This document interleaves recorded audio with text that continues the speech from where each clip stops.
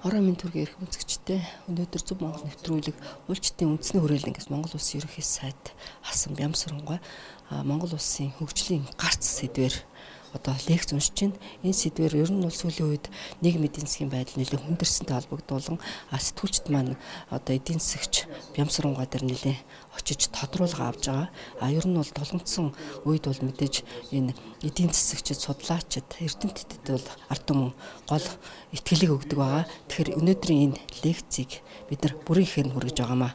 Та бүхэн тавтаа сонирхоорой. Ер нь хөгжих хэмсэн хөгжлийн үзэл баримтлал гэдгийг ярьж эхэлснээс хойш нэлээд утсан. Миний мэдэх нь албан ёсны энэ тухай ярьж эхэлсэн эхлэлийг 95 оны 1 сарын 31-нд тэрийн анхны ерөнхийлөгч Очирбатын ардын эрх сонин дээр нийтлүүлсэн Монголын хөгжлийн үзэл баримтлал гэдэг том нийтлэлээс эхэл тоолж болох байх. За тэрнээс хойш монголчууд бид төрийн янз бүрийн төвшөнд 4 удаа үзэл баримтлалаа солиод өдийг хүрлээ. Гэхдээ заримдаа ингээд үүдэн өрөнгөрөхөд нар гардаг шиг Бялскийгээд нэг эдийн засаг өсөөд сүржээд ирж байснаа дараа нь төдийхөн тэнгэр бүрхээд дахиад нөгөө хямрал доголдол маань эхэлдэг. Тэгээ бид нар энэхээ учрыг олох гэж зовдөг л доо. Тэгээ энэ тухай ер нь бодох гол үүрэг бол улс төрийн хүчнүүд төр засаг хаягаар яригдах ёстой асуудал. Монголын иргэн бүрийг бодож явах ёстой бид яаж байна гэдгээ. Ингээ бодоод байхад бол бид нэр ардчилсан хувьсгалын тэр их хөөрөлд долгион дээр бүхнийг сайн сайхнаар төсөөлж бас ч хөгжлийн зам дээр төрөгдөн үсрээд гарах юмсан гэсэн ийм мөрөөдөлд автаж явсан үе байх шиг байна.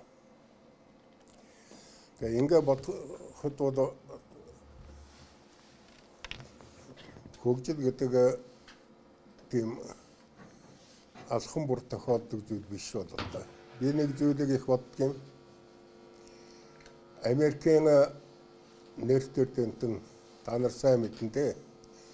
Залуурын шинжлэх ухааныг үндэслэгч Норберт Винер. Тэр хүн кибернет ба нийгэм гэдэг номонд орчин үеийн хөгжилтэй улс орнууд бол энтропийн их далай доторх жижиг арлууд юм даа гэж бичсэн байдаг. Тэгэхээр хүн төрөлхтөнд хөгжлийн энэ нараг их нь маш ховор үзэгдэл болтой. Орон цагаасаа их хамаарна. Тухайн үндэсний өөрийн ухамсар хүчээ дайчлах чадвараас их хамаарна. Тэгээ өнөөрөө яриаг би сэдвийн сонссноос хойш бодлоо 3 зүйл дээр хувааж жаахан тодруулбал яасан бэ гэж. Манай Монголын эртний гүн ухааны том судар Эрдэнэт тод нэг сайхан өгүүлбэр бий. Оршихуйн их окторгой хөдөлгөөс аргын орон төр юу? Оршихуйн их окторгой нам болвоос бэлгийн орон төрж аргын оронд үүссэн бүхнийг төлөвшүүлж хөгжүүл юу гэж. Энэ бол Монголын гүн ухаан. Бид арга үйлгийн тухай ярих их дуртай. Гэхдээ энийг орчин үеийн Монгол орны нийгмийн амьдрал хөрсөн дээр буулгах юм бол энэ бол бүхэл бүтэн философи. Оршихуйн их окторгой гэдэг бол Монголын нийгмийн амьдралд нөлөөлөж байгаа тэр бүх хүчин зүйлээр тодорхойлогдох энэ орон их окторгой гэдэг. Энэ орн нэгэнтэл болохгүй бол тэр улс орны амьдралын бүх юм болохоо байдаг. Социалист нийгэм гэж байлаа. Тогтвортой олон жил явсан хүмүүс бас тэр үүндээ итгэдэг. Та бүхэн сайн мэднэ 90 оны ардчилсан хувьсгалаар анхны зүтгэлтнүүд нотоо төр билэг сайхнаас эхлээс уучлаа. Богино хугацаанд нураад унчихсан. Тэр их том систем. Зөвлөлт холбоотод нураад унчихсан. Бутуурцсан бүр. За монголчууд үдэ энэ хувьсгалын дараа бас ч чамгүй хатуу хөтөө үдсээр үдийг хүрлээ. Оршихуйн эх орон окторгой хөдлөхөд аргын орон үүснэ гэдэг бол тэр нийгэмд, тэр улс оронд хувьсгалаар биш, хувьсгалаар хүчээр албадангаар юм амьдралын зам нь өөрчлөгдөнө гэсэн үг. Аливаа хувьсгал бол дандаа аргын орноос үүсдэг. Аргын орон. Энэ хувьсгалын дараа үүсэж бий болсон нийгмийн төлөв. Тэр их окторгойн нам болвол, намжвал хөдөлгөөн зогсвол гэсэн үг. Бэлгийн орон үүсч тэр аргын оронд үүссэн амьдралынхаа хэв журмыг, төрөө, улс орн ч өөрөө янз бүр төлөвшүүлж авч явдаг гэсэн утгатай үг л дээ. Тэгэхээр энэ асуудлыг бид их бодох хэрэгтэй. 92 онд үндсэн хуулиа баталсан. Манай үндсэн хуульд хүмүүнлэг иргэний ардчилсан нийгмийг цогцлуулна гэж заасан. Их сайхан үг. Хүмүүнлэг иргэний ардчилсан нийгэм. За тэгээ бид чухам юу бичих вэ? Бид яаж амьдрын, ямар нийгмийн байгууллагад амьдрын гэж бичих вэ гэхдээ зэрэг энэ маань одоо хүртэл энүүн дээр бид тогтож нэг сайн бодоогүй юм шиг санагддаг. Тэгэхээр жишээ болгоод би хэдийдээ өнгөрсөн зуун манай нэг эрдэмтэн телевизээр ярьж байна. Тэгсэнд яг сурвалжуулагч нь асуулаад ер нь хүмүүнлэг иргэний ардчилсан нийгэм гэж юу байдаг юм гээд. Тэр хүн тэгж байна. Иргэний ардчилсан нийгэм гэдэг ч одоогийн капитализмыг л хэлж байгаа юм шүү дээ. Тэр эрдэмтнээ буруу биш байх. Одоо бас 2 жилийн өмнө манай философийн хүрээлэн иргэний нийгмийн асуудлаар том баг хурал хийгээд 2 бат ном гаргасан байдаг. Тэрнийг би үзэж байсан. Тэнд хүрээлэнгийн захирлаас эхлээд эрдэмтэн хүртэл ерөөсөө иргэний нийгэм гэдэг бол капиталист нийгэм юм аа. Ер нь энийг хэлээд байна гэж. За манай академич амар санаа маань нэг удаа хэлсэн байдгийн. Иргэний ардчилсан нийгэм гэдэг бол орчин үеийн капитализмын хөгжлийн дээд одоо шат сайн сайхан бүхний одоо цогцыг иргэний ардчилсан нийгэм гэдэг байгаа юм уу та. Гэтэл нөгөө талд нь манай ардын намынхан байдаг. Одоо хуучин хувьсгалт намынхан. Тэр иргэний ардчилсан нийгэм гэдэг чинь ардчилсан социалист нийгмийг хэлж байгаа юм аа. Нөгөө социализм гэдэг ярьдаг. Бид нар энэ үн дээр тогтож ярьдгүй. За хажууд нь өөр нэг сонин асуудал гарч ирнэ. Хүмүүнлэг гэж юу хэлээд байгаа юм бэ гэж. Тэгсэн тэр миний нөгөө штатдаг түрүүн эрдэмтэн өнгөрсөн телевизээр ярихдаа сурвалжуулагч хэлж байна л да. Хүмүүнлэг нийгэм гэхлээр тэгээ нөгөө халамжийнхаа мөнгөийг тараагаад эхэлнэ шүү дээ. Тэгээ одоо ядарсан дүдэрсэн хүмүүсийг л одоо халамжлаад л тэгээ сайхан амьдарч байвал халамжлаад тэгээ хүмүүнлэг нийгэм болно шүү дээ гэж. Тэгээ нэрмгөө нэгүс хөдөлгөөний тас бол тийм байж болох. Гэхдээ хүмүүнлэг гэж юу бид нар юуг ойлгодог. За ардчилсан нийгэм гэдгээ бол яг манайхан нэг янз бүрээр том ёсоор угаад нэг Линкольны үгэндээр тогтож байх шиг байдаг. Ард түмэн төрөө байгуулад, төрөө хянаад, төрн ард түмэндээ үйлчлээд гэдэг нэг штатад байдаг. Тэр төр талдаа нэг ойлголт манайхан байх шиг. Гэхдээ энэ маань яаж хэрэгжиж байна гэдэг бас их явдалтай. Иргэнийгээд юу гэлж байгаа. Тэгсэн сая нэг Монголд бас хөдөлгөөн үүсжээ. Над баримтчгуудаа аваачид бас зөвлөгөө авах гэж ярилцъя гэж очлоо үзсэн чинь иргэн хүн төрөөсөө хамаарахгүй амьдрах нөхцөл бүрдэхийг л иргэний нийгэм гэдэг юм байна. Төрийн гар харахгүй бие дааж амьдралаа хариуцна гэж талаас зөв байх. Тэгвэл нөгөө талд нь бид яах гэж төр байх болдгийг. Тэгвэл хэрвэл Иргэн хүн төрөөс хамаарахгүй төргүйгээр сайхан амьдрах нийгмийг хүсэж байгаа бол энэ төрийг чинь байгуулахгүй байвал яасан гэвэл нэг асуудал гарна. Тэгээ ийм гурван асуулт хүмүүнлэг иргэний арч гэсэн гэдэг. Тэгээ би бодсон хүмүүнлэг гэж бид нар ч юм юу хэлээд байна гэж. Хүмүүнлэг. Хүний амьдралын жамаар оршдог тэр нийгмийг л бид нар хэлээд байна шүү дээ. Хүний амьдралын жамаар.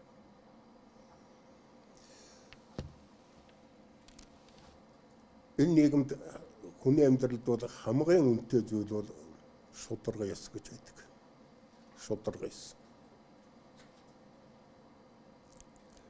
Энэ монголчуудын яс маханд нь шингэсэн Монгол үндэстэн бүрэлдэн тогтохоос эхлээд өдий хүртэл өвлөж яваа үнэт зүйл нь энэ л дээ шударга ёс гэж.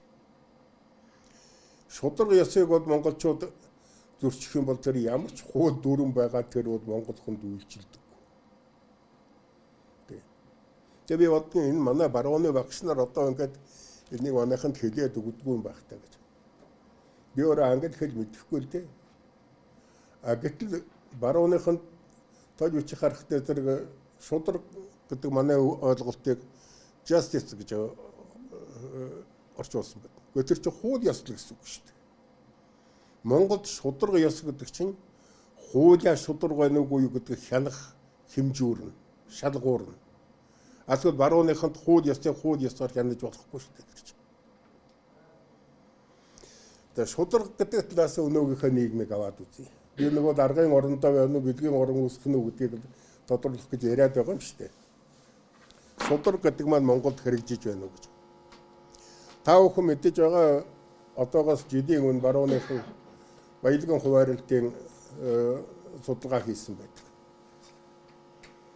Монголын эрхэм дээдсүүд Монголын үндэсний баялагын 766%-ийг эзэмшиж байна гэж. Хэд төвлөл. Тэр хүмүүс баялагыг өөрснөө бүтээгээд хуримтлуулаад бизнес эрхлээд энийг хурааж авсан уу? Аль эсвэл хэн нэгэн геологийн мэдээллийг ашиглаад хэн нэгэн нэмж хучлыг дамжуулаад энэ баялагыг хувааж авсан уу? Хурааж авсан уу? Эсвэл төсвийн хөрөнгөөс авсан уу? Энд чинь одоо хүртэл Монголд маш их том маргаантай асуудал. Хамгийн наадлын шударга гэдэг ойлголтон дээр тавиад үзэхэд бид нар оюу толгойгоо барьж ярьдаг л хамгийн том нь юм чинь. Оюу толгой жилдээ 500 мянган тонн зис, 20 тонн алт, 100 тонн цагаан мөнгө гаргах техник тооцоотой. Эрдэнэ төлөвлөөр жилд 100 мянган тонн зис гаргадаг. Өнгөрсөн жилийн байдлаар оюу толгой Монголд төсөвт оруулсан орлого нь Эрдэнэтийнхээс 3 дахин бага.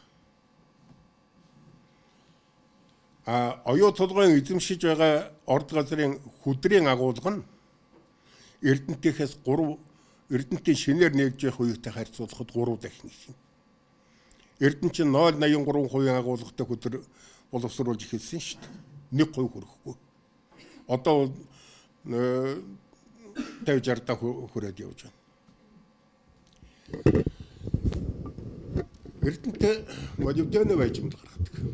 Оюу толгойч молибден гарна, алт гарна, мөнгө гарна. Бид 42 сая тонн зэсээ, 1800 тонн алтаа, 11 мянган тонн мөнгөө оюу толгойд өгөөд байгаа. Тэгээ яагаад шударга гэж ярих юм бол Эрдэнэт Монголын төсөвт оюу толгойгоос 3 дахин их орлого тушаах ёстой гэж. Эсвэл нөгөө талаас нь яагаад оюу толгой Эрдэнэтээс 3 дахин бага орлого тушаах ёстой гэж. Ингээд баялагын хуваарлт, баялагын ашиглалт Монголд тэгш биш болжээ. 2001 онд Монголын дотоодын нийт бүтээгдэхүүн 180 тэрбум төгрөг байсан. Одоо 21 их 80 болж. Тэр хэмжээгээр ард түмний амьдрал сайжирсан уу? Сайжраагүй. Нөгөө хүүхдүүд 3 ээлжээр хичээлдэг хэвээр, нөгөө цэцэрлэг байхгүй хэвээр, нөгөө орон байр байхгүй хэвээр, утаанд автогдсон хэвээр л бид нар сууж байгаа. Тийм болохоор энэ асуудал дээр хүмүүнлэг гэдэг нь шударга ёс гэдэг дээр бол бид нэр эргэж харах зүйл Монголд маш их бий. Шударга ёс гэж. Хүмүүнлэг гэдэг бол зөвхөн хүний нэрнгүй сайхан сэтгэл гэсэн үг биш л дээ. Хүн өөрийнхөө мэс чанараар амьдрах нийгэм, мэс чанараар. Дахиад англи хэлэн дээр консенс гэдэг үгээр хэрэгэлдэг юм байна те. А тэр үг бол Монголын мэс чанар гэсэн үг биш шүү дээ. Мэс чанар гэдгийг хуучин бичгээр бичгтээ мэс үү гэж бичнэ. А хөлдсөн усыг бичгтээ бид мөлис үү гэж хуучин бичгээр бичдэг. Тэр чинь огт өөр үг шүү дээ. Мэс чанар гэж. Та бүхэн мэдээж байгаа энэ социализмын үед төв шуудангийн урд талд нь Байшингийн хааны дайны том самбар дээр нам бол манай эрен үеийн оюун ухаан, нэр төр, нандин чанар мөн гэж. Мэс чанар гэдэг үг ч байхгүй тэр үед социализмын үед бид нар амьдарч байж л дээ. Тэ. А одоо мэс чанараар бид нар амьдарч байна уу? Эсвэл арга зүйгээр амьдарч байна уу гэж асуудал гарна. Нэг сонин зүйл бодогддог юм. Бид нар барууны философи, барууны номыг бол хүнд итгэдэг. Энэ бол хүн төрлөختний агуу их холод, агуу их бүтээлүүд энд бий. А гэхдээ нэг зүйл дээр бид нар жаахан дутуу боддог юм уу гэж боддог юм. Бид бүгдээрээ Дарвины сургаалыг үзсэн.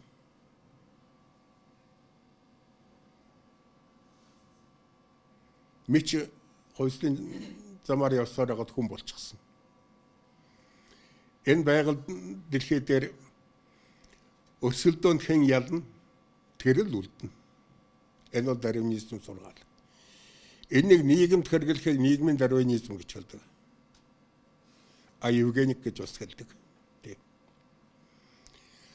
Тэгэхээр энэ өсөлдөөн гэж юу вэ? Хөрөнгө мөнгө олж авахын төлөө улайрсан өрсөлдөөн, баяжихын төлөө улайрсан өрсөлдөөн. Энэ Монголд тохирох уу гэдэг асуудал гарна.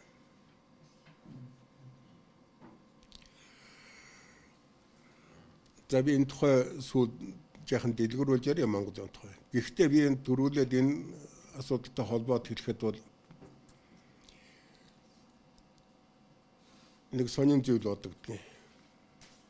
Би хөдөөний хүн л дээ.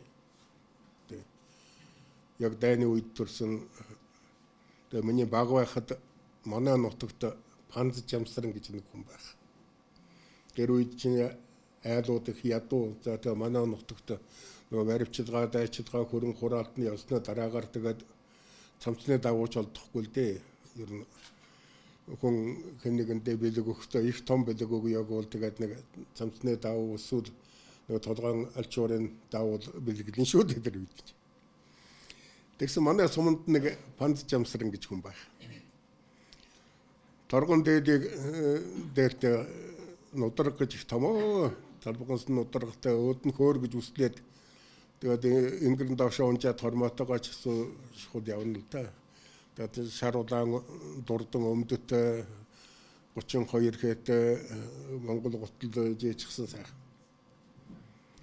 Тэр үед панзууд гэж байсан. Панз гэж. 39 оны үеэс эхлээд Монголд дайн байлдаан эхэлж тэгээд дараа нь дэлхийн 2 дугаар дайн залгасан үед зах зээлийн хангамж их хэцүү. Төрөөс бол яг айлууд ингээд нормын бараа картын бараа хуваадаг. Түүний хажуугаар энэ зарим хүмүүст панзчин гэдэг, панз гэдэг үнэмлэх болгодог. Тийм улаан үнэмлэх. Одоо бол манайхан ченж гэж хэлээд байгаа шүү дээ тэрний чинь. Тэгээд наад чи монголоор панзад гэсэн. Бүр улсаас тэр үед үнэмлэх болгодог байсан чинь. Тэгээд тэр хүн чинь нөгөө дээлэхэ хойрсон өөр дотор ингээд бутан хуйтаа торох гэж. Тэр магадгүй 1-2 ч явж магадгүй. Юу тэндний юу ус явна гэж бодно. Тэгээд хүмүүстэй очиод 8 хийгээд ингээд дандаа тэр 8 хийхдээ нудраган дотор хийн л дээ. Тэг чин тоо ярихгүй шүү дээ. Нөгөө хуруугаараа үнэ тохирол тэгээд өөрөөсө торгоо гаргаад өгөн юм аварга тэр 8 хээ. Монголчууд бол ер нь панзанд их дургу. Ханс 8. Тэр баяжхын төлөө улаарч хөөцөлдөж байгаа хүмүүст бол их дурггүй байдаг. Одоо ингээд хараад байхад Монголд энэ хөрөнгө хогшил суглуулж байгаа бизнес эрхэлж байгаа дотор жинхэнэ улс орныхоо төлөө хүн ардынхаа амьдралд нь дэм болохын төлөө тэрүүн дуруулсан хувь нэмрээр хариу хүртэж ашиг орлуулж яваагаас илүү төсвийн хөрөнгийг бэлэн юмыг өөртөө унгаж авах гэсэн энэ оролдлого их газар авжээ. Энэ бол хүмүүнлэг гэдэг тэр хүний мэс чанар гэдэг монгол хүн ойлголтод таарахгүй гэж боддгийн. Тийм. За арчилсан гэдээ бид нар ярьдаг. Арчилсан орон сайхан. Бид нар эрхчлөөтэй өнөөдөр энэ бидний элдв юм ярьж байгаа ч арчлалын дүр шим шүү дээ. Урдны юм ярьсан бол тэгээ ер нь бушуухан тэгээд ачигдаад явна шүү дээ. Тийм.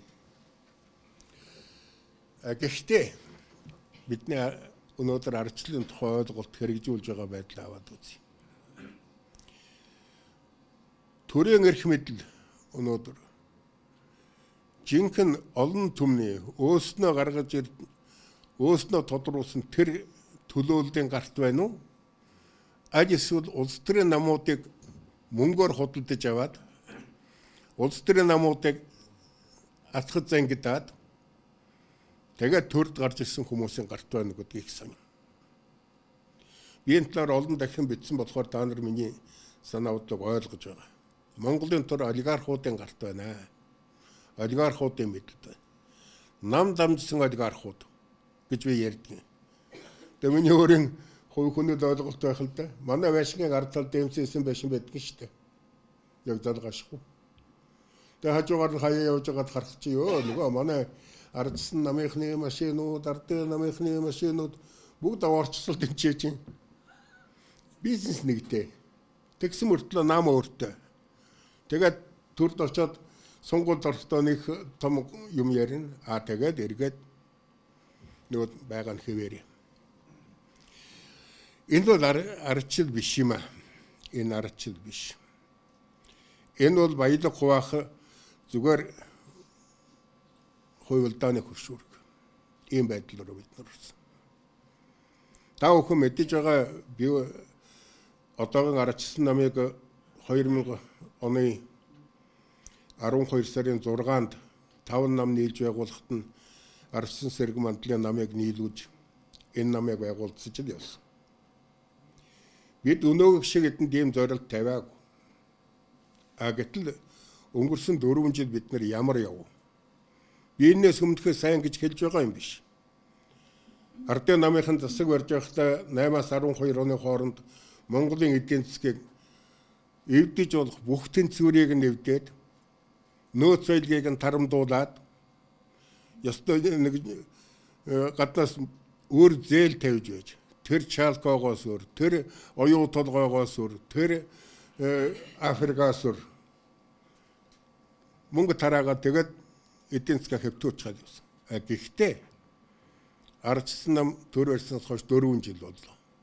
Би нөхдүүдтэй хэлдэг та нар буруу явсан. 4 жилд энийг өөдөн татаж болох юмыг өөдөн татаж чадаагүй нэгд. Зүгээр ч арахгүй. Та нар Монголын ард түмний язгуур өрх ашиг эсрэг ажилласан. Хүмүүс надад тэгдэлтэй төрөөхөн би нэг сонинд ярилцлага өгтөө ер нь сүүлийн 10 жил гадны ямар ч өстөн дайсан Монголыг хорлож чадахгүйгээр манай өөрийн төр засаг Монголыг хорлолоо гэж хэлсэн. Зөвхөн сүүлийн 4 жилийн баримтыг аваад үзье. 13 оны 7 сард төгрөг ханшин 1462 байсан. Энэс хэлж хөдөлсөн. 1462-аас. 8 оны хямрал ихэд 1161 байсан шүү дээ. Тэгээд дэшээ 1765 хүртэл цойлоод доошоо буугаад 1462 дээр тогтоод тэгээд дахиад өөдөлж эхэлсэн. Тэр үед улсын хурлын ээлжит ус чуулган зарлаа. монголчууд бүгд хүлээж байсан. За эдийн засгийн хямрал энэ эвгүй байдлыг засах гарц болох нь дээ гэж. 8 сарын 19-нд Манимэтийн хэдэн хүнийг аюулгүй байдлын зөвлөл дээр ирээч гэдээ очсон чинь та нарын санаа бодлыг авах гэж байгаа. Одоо яах вэ их үү гэл. Бид харамгүй санаагаа хийсэн. Гэтэл дараа нь ээлжит тус чуулган хуралдуулангуудаа хөрөнгө оруулалтыг хамгаалах хууль нэрийн дор төрийнхөө механизмыг босниулах, төрийн зэвсэг хураах гэсэн үг л дээ үндсэндээ. Асуудал ярьж эхэлсэн. Тэр хөрөнгө оруулалтыг хамгаалах хууль дотор чинь хөрөнгө оруулагчдад их хөрөнгө оруулсанд нь 30 жилийн баталгаа, бага хөрөнгө оруулсанд нь 5 жилийн баталгаа гэдэг эдийн засгийн орон зайгаа задлаад хайчихсан. Одоо Монголын төр татварын бодлогоч явуулах боломж байхгүй, цалин хөлснөө бодлогоч явуулах боломж байхгүй, зээлэн хөөгөн бодлогоч явуулах боломж байхгүй болсон.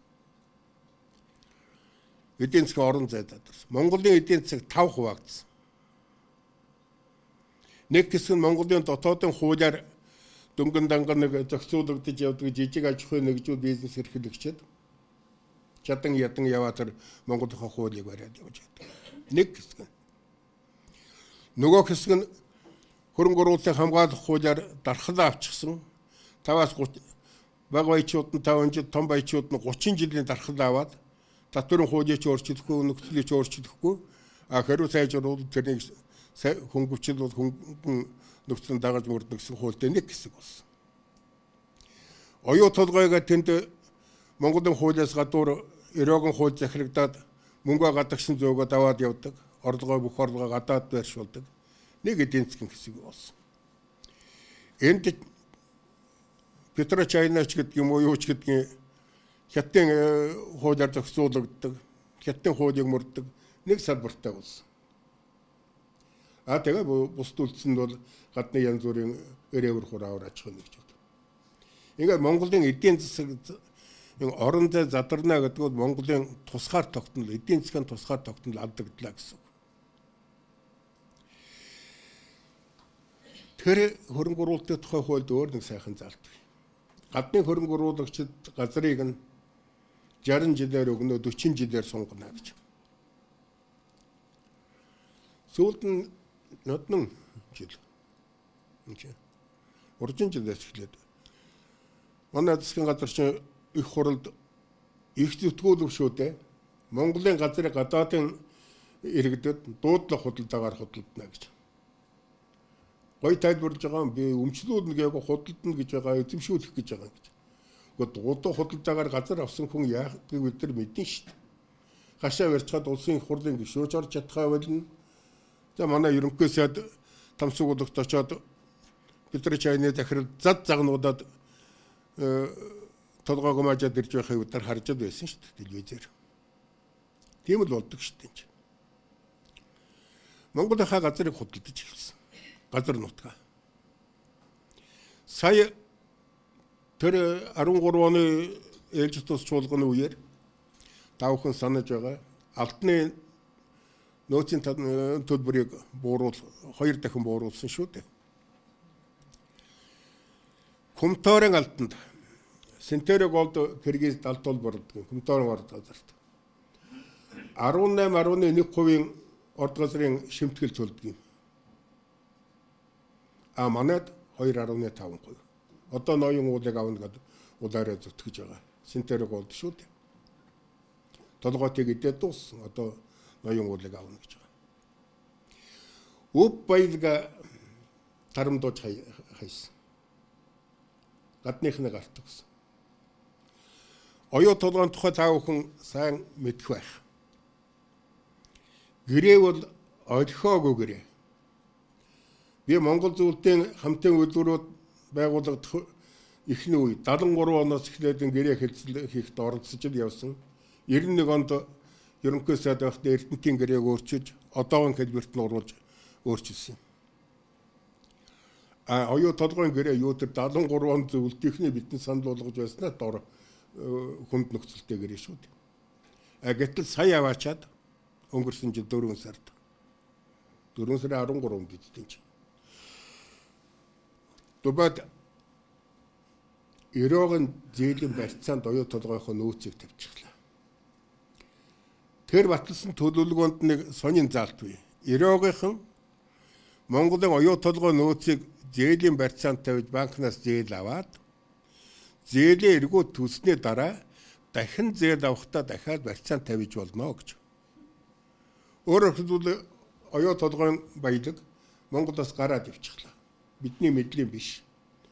Өнөөдөр ерөөгийнхэн бид дампуурнаа гэдээ явах юм бол тэр 10 хэдэн банк оюу толгойн нөөцийг чинь манай юм аа гэж хэлнэ.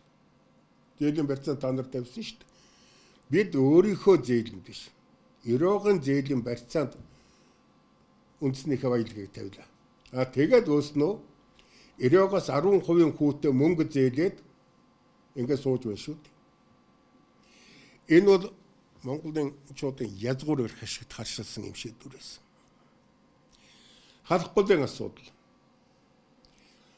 Та бүхэн сайн санаж байгаа энэ асуудал хизээ яаж ихсэн. Зарим хүмүүс мартаад байх шиг байдаг. Би 2009 оноос эхлээд энэ асуудлыг интернетээр цацгаж байгаа материалаар сонирхож эхэлсэн л дээ. Солонгост гарсан материалууд элдв мөнгө материалыг зөндөө үзлээ. Тэгээ нэг сонин зүйлийг та бүхэн мэдэх байх. 11 онд манай ерөнхийлөгч Дорнот явсан. Бадамж онойт зүг. Тэгээ халах голын асуудал яригдсны дараагаар 12 оны 1 сард Улаанбаатарын иргэдийн төлөөлөгчтэй уулзахдаа ерөнхийлөгч хэлсэн шүү дээ. Бадамж онойт халах гол очие гэсэн.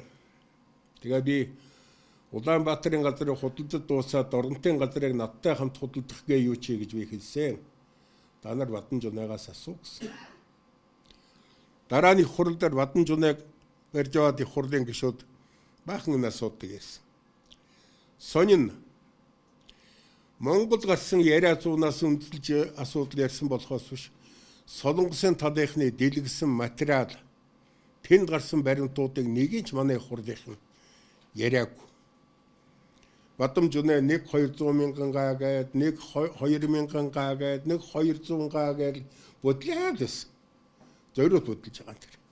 Юу ярих гээд байгаа нь ойлгохгүй. Тэгэд тэгж хурал дуусгаж чуулган. Сундын Батболд одоо сая халах голын чөлөө төсөн тогтоол гаргууллаа шүү дээ хурлаар. Байрнаас хаш гэрч байгаа. Бадамж оной 40 мянган гаа шүү. Нэг ч гаа нэмэж өгөхгүй гэж. Тэнгуутны хурлын дарга дэмбэрэл алхаа зөхиод чуулганд завсралаа. Хаачж байгаа. 40 мянган гаа газар солонгосууд өгөн л дээ. Яг үндэ ихэд солонгосууд 1 тэрбум акр гэсэн байдлаа. Тэд нар тэндээ өөснөө солонгостой Монголоос газар худалдаж авлаа гэд баяр хийж, хүлээн авалт хийж бөө юм болсон юм байна. Тэндээ бахан хөрөнгө цуглуулсан ч болтой юм билээ. Юу бодлон гараад. Манайхан л тэрнийг гуйвуулаад энэ ч дараад байсан бол. Тэгээд тэгж явж сая чөлөө төс гэдэг 500 мянган гаавууд нөгөөх маань гараад ирвэ. Халах голын чөлөөд 500 мянган гаа гаргасан шүү дээ. Одоо яаж яа нөхдөд за 500 мянган гаа аваад 26 мянган гааг нь хашаа гэж. Тэгээ нэг сонин зүйл бодогдны сая нэг телевизээр ярьж байна. Энэ хүн намынхан ярьж байгаа шиг байсан. Жил 400 сая Америк долларын экспорт гаргах юм гинэ. Тэндээс. Тэгээ би хоньны махны үнээр бодлоо тэрний. Хоньны махны дэлхийн зах зээл Австрали, Шинэ Зеланд л. Тэгсэн чинь бид нар 20 сая хоньо нядалж байж 400 сая долларын мах гаргана. 400 сая долларын бүтээгдэхүүний экспортыг 26 мянган аагаас гаргахгүй тэр. Худлаа ярьж байна. Худлаа ярина гэдэг бол үннийг хэлэхгүй байна гэсэн үг. Нэгд. Нөгөө талаас энэ худлаагийн цаад талд нь бүр том худлаа байна гэсэн үг. Тэр том худлаагаа нууж байна гэсэн үг. Халах голын асуудал бол явж энэ чинь Монголын хил дээрх асуудал. Газар нутгийн бүрэн бүтэн байдлын асуудал цаашдаа болж хувирна. 400 сая долларын экспорт гаргах биш. Наад талд нь тамсаг уулагт ажиллаж байгаа нефт олборлж байгаа хятад ажилчдын л хүнсний бааз болоод хоёр нь шүү дээ. Их бодож гэхэд. Тэгээ бодооч үгүйч. Тэгээ миний бодоход одоогийн төр засаг маань ингэж Монголын эрх ашигын эсрэг ажилласан гэж бодож байгаа. Өөр нэг асуудал хамгийн том асуудал. Өөр зээлийн асуудал. Шинэ засаг байгуулагдсны дараагаар би 12 оны 11 сард энэ гадаад төрийн судалгаан дээр нэг санал бичиж өгсөн. Монголын нийт төр 12 тэрбум 980 сая доллар байна. Та нарын болгоо гэдэг. Үгүй тийм биш. Манай өөр нийтээ 4 тэрбум. Засгийн газрын 2.8 тэрбум гэдэг. Зүтгээд байсан. Тэрнээс хойш өөр зээл нэмэгдээд байсан. Энд чи мөдийн өргөлж нийтэлдэг шүү дээ Монголын өрийг. Тэгс одоо 21 тэрбумын өртөө гарлаа. Гэхдээ тэр 21 тэрбумын өр дотор нь Монголын хөрөнгөийг барьцаар тавьсан өрөөг нь 7 тэрбум ороогүй шүү дээ. 7 тэрбум нуурууд бид нар 28 тэрбум долларын өртөө. Энд чи одоогийнхан шар бол 56 их 80 төгрөг болно үстэй. Манай дотоодын нийт бүтээгдэхүүнээс 2.5 дахин давна үстэй. Энэ хөр зээлийн дууд Монголыг живүүлэхэд манай ардчилсан засгийн газар маань өнгөрсөн 4 жил хүчин зүтгэл гаргасан. Гаднаас мөнгө зээл, гадны гар харахаас өөр ямар ч бодлого том ялж чадаагүй. За ийм байдлаас болоод өнөөдөр бид нар Монголдо сэтгэл зундуур байх. Аргын орон их окторгой тогтворжоогүй байна гэж хэлэх үндэстэй болж байгаа. Бусад улс төрийн хүчнүүдийг хар. Одоо сонгуул хаяанд ирээд байна. Монголчууд сонголт хийх хэрэгтэй л болно. Би тэгээд боддгийн. Бурхан минь одоо юугаа хэлж сонгуульд орох юм болоо? Ардын намын 12 оны сонгуульд орохдоо 8 оны сонгуульд орохдоо энэ сая 500 мянган төгрөг өгнө гэж чадаагүй. 12 онд ардын намын чарчсан намынч нийт боловсрол үйлдвэр байгуулна, төмрийн үйлдвэр байгуулна, цементийн үйлдвэр байгуулна. Тэгээд нүүрс боловсрол үйлдвэр байгуулна. Юу хэлдээд нэг нь хийж чадаагүй нэг. Адаглаад Улаанбаатар хотын цахилгааны 5 дугаар их усүрийн асуудыг бид нар 17 жил яриад Монгол оронд шүү дээ. Цахилгаан станц барих газар олдохгүй байна. Газар олоогүй. Тэгээ энэ сонгуульд болоход энэ улс төрийн хүчнүүд юу амлах юм? Алтан нарыг алган дээр чинь 50-аад үгээ, алимын сарыг хүзүүнээс чинь зүүгээд үгүй гэж монголчууд амлах уу? Хурдахгүй л дээ заадуулж. Одоо өөрөөр хэлбэл Монголд итгэл даах улс төрийн хүчин өнөөдөр хаа байна гэдэг асуудал байна. Энэ бол аргын орон оршихуйн их окторгой чинь аргын орон тогтвоогүй юу гэдгийг үнэлэх гол шалгуур юм. Ийм нөхцөлд бид хөгжлийн асуудлыг ярихад их төвөгтэй. Яагаад үгтэй зэрэг нэг нам нь гарч ирээ нөгөө намынхаа хийснэ бүгдийн заавал нуураад. Монголчуудын хөгжлийн үзэл баримтлал гэдэг нь нэг намын үзэл байх ёсгүй. Энэ монголчуудын консенсус зөвшөлд хүрсэн үзэл байх ёстой. 92 оны Ирогын дээд хэмжээний уулзалтанд 178 орны төр засгийн тэргүүнүүд оролцсон. Би өөрөө оролцсон тэр нь гарын үсэг дурсан. Тэргээр 21-р зууны хөгжлийн хөтөлбөрийн үзэл санаа бол тогтвортой хөгжлийн үндэсний хөтөлбөрүүд үндэсний зөвшлийн түвшинд хүрсэн байх ёстой. Монголчууд бид ингийг бол за монголчууд бүгдээр олонх нь бид ингийн ийм зүйл хийе гэдэг дээр санал нэгдсэн байх ёстой. Одоо тийм нөхцөл бүрдээгүй. Ийм болохоор би нэг жаахан төвөгтэй байна гэж хэлэх гээд байгаа. За хөгжлийн асуудал ярихад хоёр тон. Хэн хөгждөг юм бэ? Яаж хөгждөг юм бэ гэдэг асуудал. Над миний нэг задуу нөхөр хэлсэлдэ. Япон хэлтэй. Хоёр Япон эрдэмтэн хоорондоо өвгөн ярьсан гэнэ Монголын тухай. Хажууд нь манер нөгөө хэл мэддэг гэдгээ мэддэхгүй суугаад зүгээр тэр хоёр ярихаа сонсч байсан. Нөгөөх нь нэг нь тэгж байна. Энэ монголчууд яагаад хөгжихгүй байна гэдэг. Тэгсэн нөгөө эрдэнэт нь тэгж байна. Аргагүй шүү дээ. Өснөг өөрийгөө таниагүй юм чинь. Өөрийгөө таних. Бид аваад үзье. Бид урд нь 90 оноос зөвлөлтийг дагаад гудамжинд зөвлөлтийн коммунист намын гаргасан доолыг монголоор орчуул бичээд хадаад суудаг байсан. Бид нар зөвлөлтийг дуурайгаад тэр үед их ахын баг дуу болох гэдэл оролдож гайсан. Одоо яаж байна? Барууны ертөнцийг дуурайгаад мөн болж өгүүлдэг нэг тэдний хэлдэг юм хэлэх гээд оролдоод л яваад байна. Бид хин юм бэ? Бид хин юм. Монгол гэж энэ үндэстэн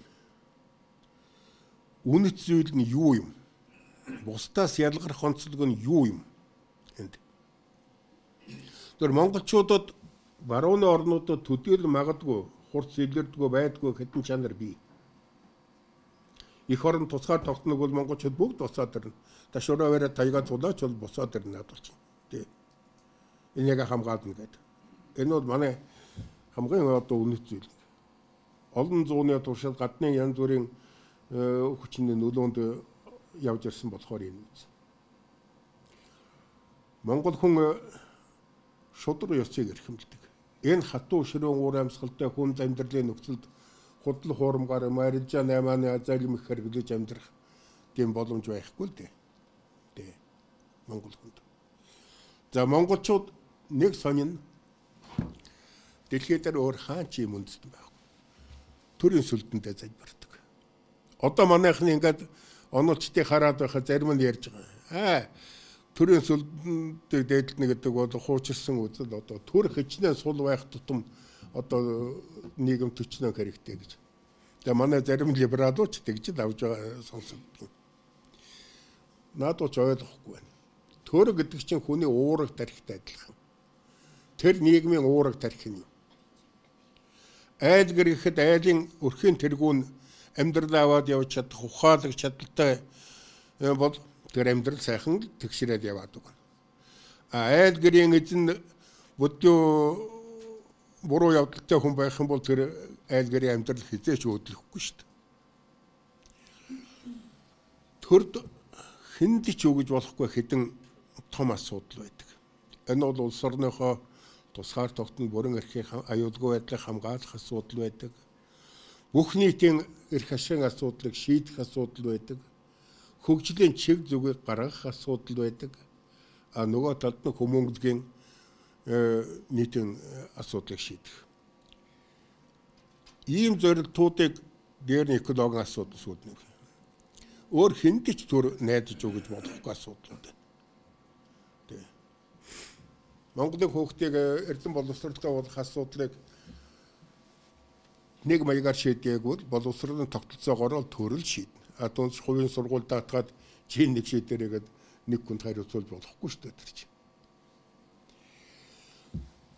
Ийм онцлогуд Монголд бий. Бидэнд өөр ямар чанар байна вэ? Би тэр өрсөлдөөний тухай ярьж байгаад орхилоо. Сонин л да Монгол хүн ингээд хотын хүндүүд би нэг илэрдэггүй болов гэж бод. Хөдөө явж байгаад ингээд хөдөөний хүмүүстэй ярьж суухад юм за хотыг ч гэсэн тогтоо томоотой нэг өвгөнтэй сайхан ингээд ахмаг насны хүнтэй ярих юм бол тэр хүн үг хэлэх бүхэндээ бүх юмыг 3 цагийн өнгөн дээр авч үздэг. Урд нь юу байлаа? Одоо энэ юу болж байна? Цаашид энэс ямар үр соёолох вэ? Ямар үр дүн гарах вэ гэж. Энийг гадны нэг эрдэмтэн бичсэн байдгийг. Монгол хүнтэй ярихад бурхан шиг гэж. Хэлсэн үгийг тэр дээрээд нь тийм байна гэж зөвшөөрөө дуугарч өгдөг. Юм бодоо суучдаг нөгөөх нь. Тэгээд энэний цаад талд юу байдаг вэ гэхдээ тэр гадныхаа ойлгоход их хэцүү юм байдаг. Тэр хүн чинь маш олон юм бодно. Тэгээ би энэ өрсөлдөөнийг боддог юм л да. За хөдөөний малчид бай.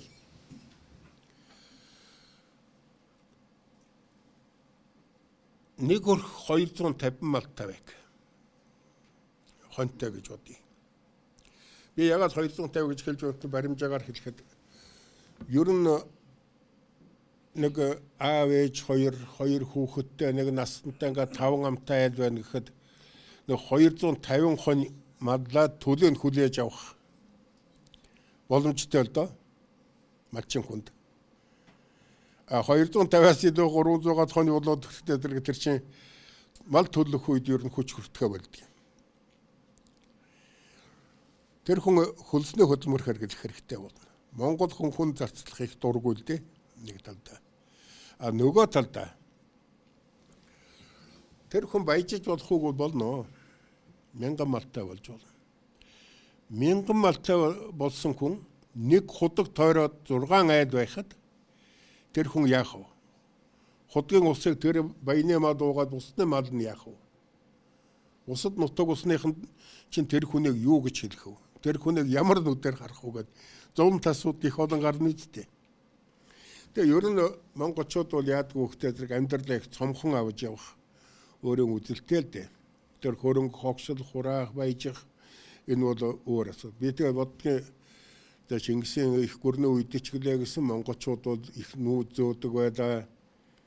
Тэгээ тэр үед ч гэсэн ер нь баялагын шудраг хуваарлалт за голдон цэрэг дайны олзол байгаа үедтэй тий. Тэрнээс эхлээд шудраг хуваарлалтын асуудал тавигдана. Тэгээ хүмүүс нутаг усандаа ч гэсэн багтаж амьдрах элгэн олныхоо дунд амьдрна гэдэг чинь тэр жамыг нь дагах юм асуудал гарна. Энийг хүмүүс хараад юу гэж ойлгоод өгтөө тэр монголчуудыг хэрэглээг ухамсарлаагүй гэж хэлдэг. Нэг үе би тэ гэж боддог байсан. Би 80-аад оны дунд үед нь өрхөн төсвийн судалгаан дээр үндэслээд монголчуудын орлогын тархалт тэгээд зарлагын бүтцийг судалдаг байлаа. Их сон тэр үед Монгол айлын сарын орлого нь 3200 төгрөгөөс дээш гарангуут хэрэглээний бүтц нь огт өөр болчихдог. Тэрнээс доош орлоготой айлуудад бүгд ойролцоо хэрэглээний бүтцтэй маха аваад гурил аваад тэгээ хүүхдээ хувцас мовцс аваад тэгээд ингээд болоод яваад байна. Тэгээ би гайхдаг байсан энэ яагаад ингэдэг юм болов? Тэгээд сүлд нэг хүмүүсийг хараад ер нь жаахан хөрөнгөтэй болоод тэгээ ажил хийхээ болоод залхуу болоод тэгээд ер нь хачин болдог. Энэ нэг асуудал. Тэгтээ энд манай гол төлхүүр энд л байна гэж боддог. Монголчуудын дундаас хэн нэг цойлсон баян гараад монголчууд тэрний хөлсний ажилчин болоод явахгүй. Тэ. Цойлсон баяныг дагахгүй. Нутаг уснаас хэн нэг нь 50000 малтай бодлоо гэд. Манай нутагтаа тийм хүн бий л дээ. 1000 гаруй малтай хүстэй болоод тэгээд тэд нөрөө нүгэд явчихдаг. Ягаад гэвэл нутгийнхантай тэд чи маш хүнд дарамт болдго юм шүү дээ. Тэ. Тэгээ уулс төр өөр бэлчээрээ дагаад тэр чи явхаас аргагүй. Монголын хөгжлийн төлхөөр бол монголчуудын дундаж давхаргыг өөдөн татаж монголчуудын хамт олноор нь амьдрал нь өөдөө гарах юм байна гэдэг итгэл үнэмшил төрүүлж тийм төсөл тийм чиглэлээр хөтлвөл монголчууд сая хөдлөн. Би нэг сонин бодгийн миний баг байхад манай дадлал суманд бид нар дадлах зэрэгдэл дээ. Нэгдлийн дарган чойд орж гэж хүн баг. Хөдөлмөрийн баатар. Мундаг ирэлтэй ер нь Монголын анхны хөдөлмөрийн баатар. Тэгээд тэдний нэгдэл хөдөлмөр нэгдэл гэдэг. Хөдөлмөр өдрийн хөлс нь 5 төгрөг. Тэр үчин хөдөө төлгөн хонь 10 төгрөг байсан шүү дээ. Манай нэгдэл 2 төгрөг. Тэгээд тэр чинь 2 зэрэглээ сум болохоор нэг сумынхан нөгөө сумынхныг харж байгаа. Дадлынхан яагаад сайхан амьдраад байна? Чойд орж байгаа яагаад юм сайхан? Мэдээ тэр хүн овсгоо их вэ л дээ. Аймгийн төв дээр ихч яваачаад 4-5 гаанц нэгээ тавьчихсан нөгөөдөг чинь. Энэ уг нь 60 оноос өмнө Монголын аймгийн төвүүд чинь гудамжаар 4 гаанцтай байсан шүү дээ. Тэгээс үүд нөгөө нэгдээ чангатгаад бүгдээр алга болсон болохоос биш. Үнэхээр тэр хүн бол эдийн засаг аж ахуйг аваад явж чаддаг хүн байсан. Тэрнийг харсан Гиндер сумынхан хаданд гарах болохдоо тагнуул тавина. За чи турж байгаа хизээ хадандаа гарах нь. Цаад үгэн чинь өөрөө өвсний машиндаа морио хөлдөө дээр нь суугаад гараад алах болно. За чи дурж байгаа гарсан хон дадлынхан тэгэл араас нь 2-3 хоног өнтер ханараад гарна. Тэдний гарангуут бид чараа хадандаа давхилгүй яах вэ хөрх юм. Тэгээ би бодсон энэ бол эрүүл өрсөлдөө. Энэ бол нэг нэгнээс сайнны жишээ аваж одоогийн өрсөлдөөн бол өрсөлдөгчөө нугдараад багал зуурдаад бизнесийн унгаад орон зайг нь эзэлж явах сонирхол маш их бий. Одоо ч гэсэн төр засгийн дээд түвшиндээ бид нар бие багал зурдаж байгаа бизнесмэнүүдээ харж байна. Тийм биз дээ бид их сайхан. Тэгэхээр ийм өрсөлдөөн биш. Хүний төлөө, хүн ардынхаа төлөө, хамт олонны төлөө гэсэн энэ зүтгэлээр монголчуудыг жолоодож болно. Түүнээс цойлсон баячуудаар бол монголчуудыг жолоодохгүй гэж боддог. Монголчууд ингээд яг бид нар иргэний нийгэмд орлоо гэдэл ярьж байна л да. Сайхан байна гэдэг. Нэг сонин энэ том компаниудад олигархуудын компанид ажиллаж байгаа ажилчид тэр компанийнхаа хувьцааны хэдэн хувийг эзэмшдэг юм боллоо? Байхгүй шүү дээ. Нэг компанийн захирал би гайхдаг юм л да. Надтай урагшаа онгоцоор нисэж явсан карманаас тамгаа гаргаад компанийн захирал. Би Америк очиж 5 сая долларын гэрээ хийх гэж явж байгаа юм гэж. Над томорч байгаа. Чааваста тэр хамт тулан ард нь байгаа тэр ямар гэрээ хийх гэж бол уг нь тэр захирал тэгж явах ёсгүй шүү дээ. Тэр чинь тэрний ард талд нь тэр гэрээ хуулийн эрхтэн хангалтын бүтэн алба ажиллаа тэд нар гэрээгээ хийгээ тэр хүн чи юм харж суун үстэй. Тэгэхээр бид нэр иргэдээ өмчтэй болгож чадсангүй. Малчид малтай болж, хотынхан бол байртай болж, энэс илүү цаашдаа бид нэр өмчтэй болгож чадсангүй. Арчилсан хуйсганы анхны зорилт бол эрхийн бичиг дараадаг. Тэр эрхийн бичгээ хувьцаа болгоод эргэлтэнд оруулаад тэр хамт олон өөрийнхөө аж ахуйн газрын хувьцаа эзэмшигч байх ёстой байсан.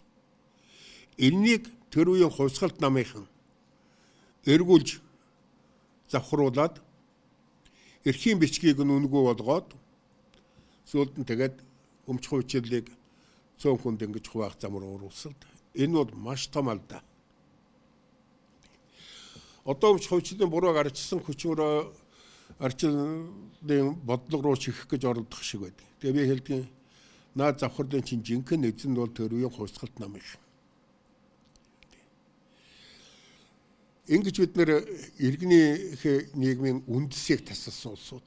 Одоо иргэний нийгэм гэдгийг монголчууд ойлгохдоо нэг хэдэн олон нийтийн байгууллагууд нэг жагсаал хийгээд тэгээд ордонгороо санд помидор шидэх тухай ойлгоод байх шиг байна. Тэр амархал дөө дотор нэг хэдэн хүн явуулаад одоо хэлгээд юм уу эсвэл худлааны буу тавиулаад тэгээд иргэний хөдөлгөөний хэдий чи айлгаад орон шоронд хийдэг ч юм уу тараагаад эсвэл ганц нэг байр өгөөд тэгээд амархаа тэр чинь янзалчихын шүү дээ. Өмчтэй юмны эзэн иргэн хүн бол жинхэнэ эзэн байж чадна. Тэгээд би бодгийн хөгжлийн тухайн асуудал ярихдаа бид нар Монгол хүнийхээ түлхүүрийг олж хөдөлгөх хэрэгтэй. Тэрнээс ганц нэг том баячуудыг дэмжиж тэдэнд зээл авч өгөөд тэндээс бол хөгжил гарахгүй гэж. За 3 дахь асуудал нь би та нарт хэлсэн цаг төгсөж байх шиг байна. Хөгжлийн үзэл. Хөгжил гэж бид чухам юу хэлээд байна вэ? Миний өөрийн ойлгосноор энд бид нэр 3 юмыг холдог.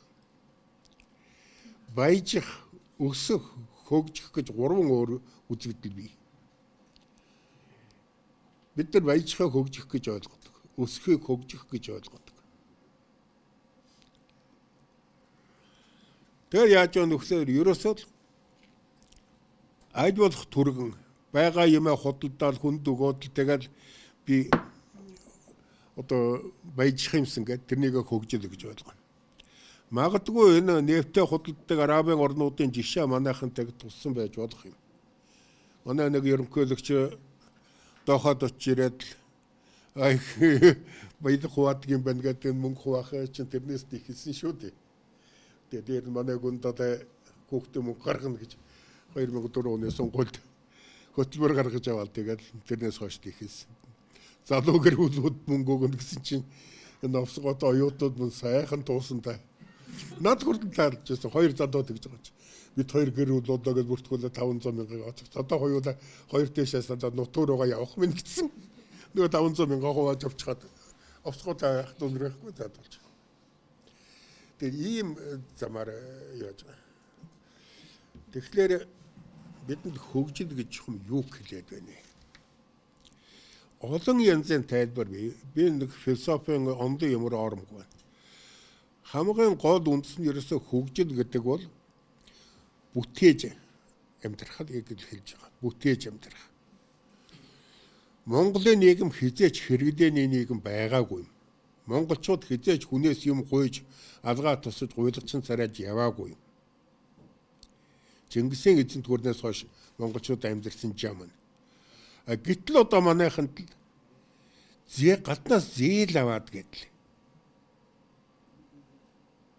Одоо гадны хөрөнгө оруулагч орж ирэхгүй байна. Одоо боож өгөхнө, турж өгөхнө гэдэл. Ерөөсөө тэр сайтуудаар, тэр телевизээр дүүрэн энэ чинь нөгөө эдийн засгийн алуурчдын явуулах шүү дээ. Монголчуудыг мохоож.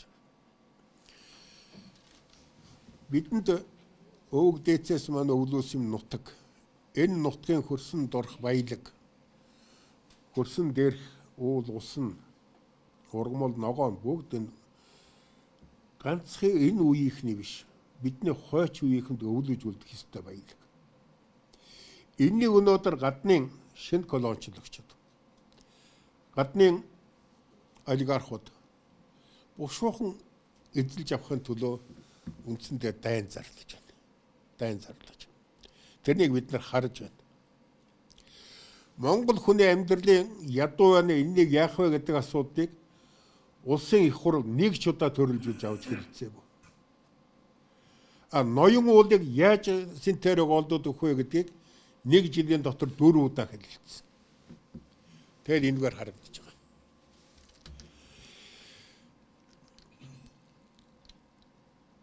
Өв баялаг гэж бол маш ховор. Дахиж эргэж ирдэггүй зүйл. Тэг тусмаа газрын хэвлийн баялаг. Бид баялаг бүтээгээд тэр бүтээсэн баялагынхаа хэрээр л амьдрна. Өөр зам байхгүй.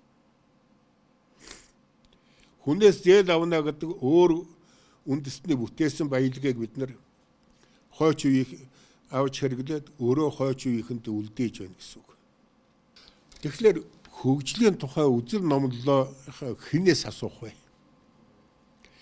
Нэгдүгээрт бид нар төрөөс асуух ёстой. Төр байгуулж байгаа намуудаас асуух ёстой. Одоо Монголын улс төрийн намууд бол Монголыг хэрэглээний нийгмийн сэтгэхүйрөө хөдлөх, бэлэнчлэх сэтгэл рүү хөдлөх, тэрэл залмихээр төрийн суудлал олж авахын төлөө ийм л өрсөлдөө явж байна. Энэ бол байж болохгүй асуудал. Энэ замаар явах юм бол бид нар улам дороотох мөх зам руугаа л явна.